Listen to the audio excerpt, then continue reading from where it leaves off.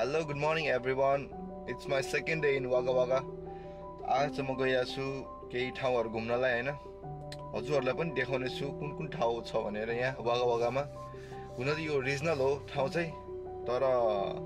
बस्ती चाहिँ अलि ठुलै छ भनौँ न अरू ठाउँ भन्दा चाहिँ यहाँ म प्लान गरे अनुसार चाहिँ म बोटानिक गार्डन अनि म्युजियम प्लस एउटा चर्च राम्रो छ अनि लेक बीच कता कता हुन्छ म हजुरहरूलाई देखाउने छु सबै ठाउँ अहिले चाहिँ म गाडी स्टार्ट गरेर यहाँ भित्र बसेको छु मोटेलमा हामी उयो बस्ने 1 विकको लागि एज यु नो मैले पहिल्यै भनिसकेको छु लास्ट भिडियोमा अनि अब चाहिँ म जान्छु हेरौँ कहाँ कहाँ कुन कुन ठाउँ हुन्छ हजुरहरूलाई everything I will update you everything guys see you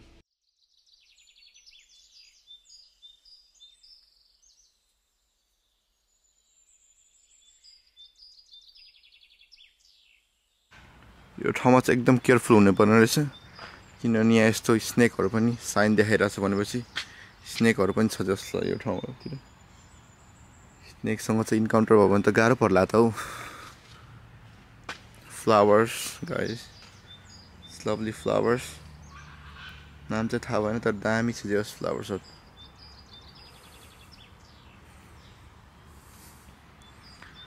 walking trail बनाइरहेको छ दामी छ जस ठाउँ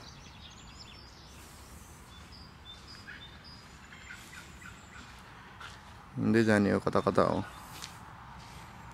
वाकहरूको लागि पनि राम्रो छ बच्चाहरूलाई लिएर आयो भने यहाँ चाहिँ यस्तो पनि रहेछ बार्बिक्यूहरू गर्ने अनि के भन्छ बच्चाहरूले प्लेग्राउन्डहरू सब यहाँ फेसिलिटी रहेछ त्यसले गर्दा चाहिँ एकदम राम्रो हुन्छ यहाँ यो पनि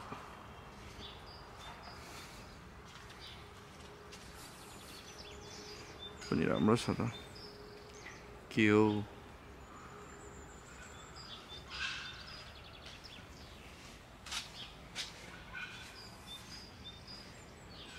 कसलाई यस्तो घुम्नु मन छ भने यो ठाउँ आउँदा हुन्छ बेस्ट छ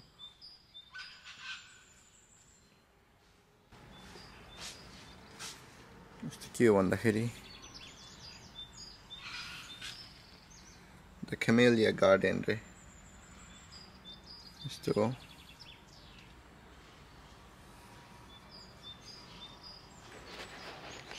अब चाहिँ हामी जान्छौँ जूतिर है के कस्तो छ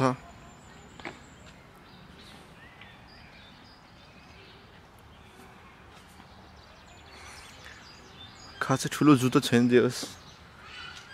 घुमघाम गर्नलाई त ठिक छ के हो यार उडिरहेछ त इगल हो कि के हो खै त यहाँ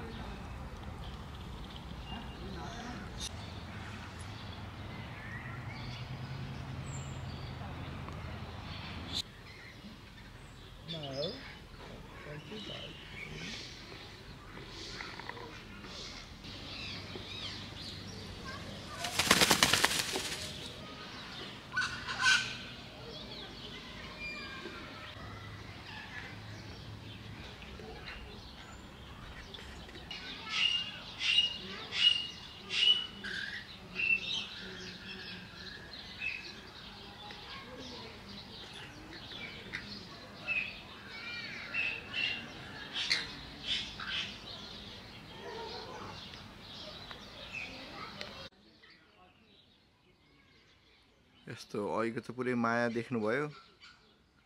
यहाँ चाहिँ यस्तो झगडा भएपछि एउटा केटी होला त्यहाँ ठुस्स परेर बसिरहेछ सबैतिर यस्तै हुन्छ क्या हो यार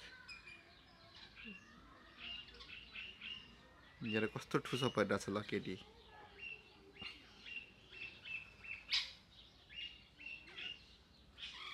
यसरी ठुस्स पर्छ नि यहाँ पनि कहिलेकाहीँ म चाहिँ यस्तो हुन्छु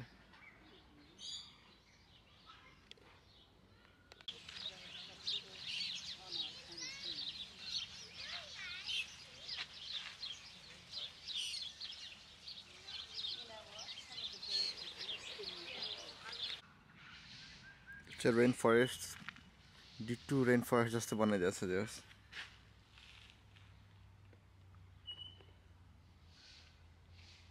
रेन फरेस्ट अब सो एक्चुअलमा रेन फरेस्ट हेर्दा चाहिँ कस्तो देखिन्छ भनेर हेर्नु है त अब अगाडि कस्तो छ दामी छ त्यो है रेन फरेस्ट पनि अब जस्तो आर्टिफिसियल बनाएको भन्नु चाहिँ तर नेचुरली कस्तो देखिन्छ भन्दाखेरि हेर्नु अगाडि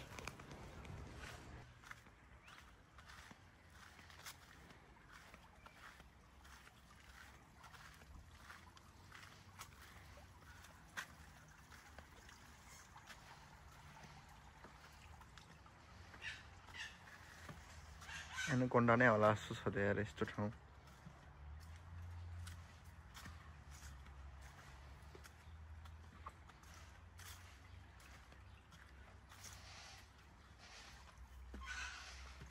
डर लाग्दो जस्तो ठाउँ चाहिँ छ अझै होस्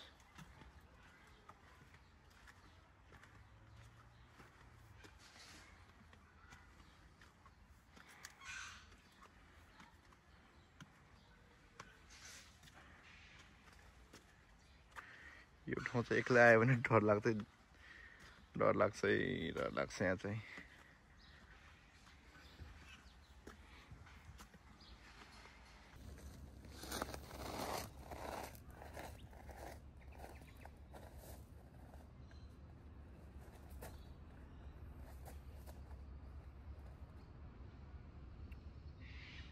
Peace.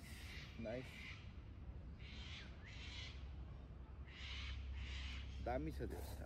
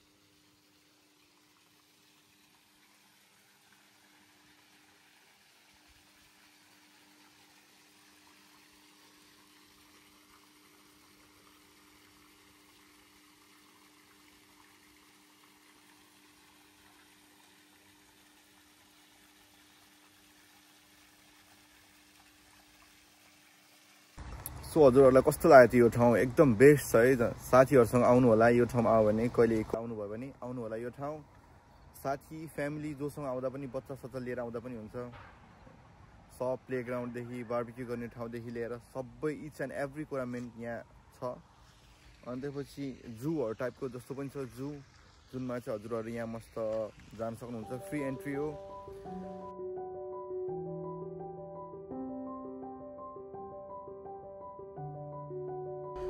यो चाहिँ नेक्स्ट मर्निङ हो म गएँ चर्च एकदम राम्रो थियो चर्च पनि त्यसपछि गएँ म म्युजियम पनि एकदम दामी थियो त्यहाँ एकदम दामी पेन्टिङहरू थियो सबैजनाले कुन देशको मान्छेहरूले सबैले त्यहाँ पेन्टिङहरू बनाएर डोनेट गर्ने रहेछ एकदम दामी थियो क्वाइट पिसफुल दामी जस्तो ठाउँ थियो त्यो चाहिँ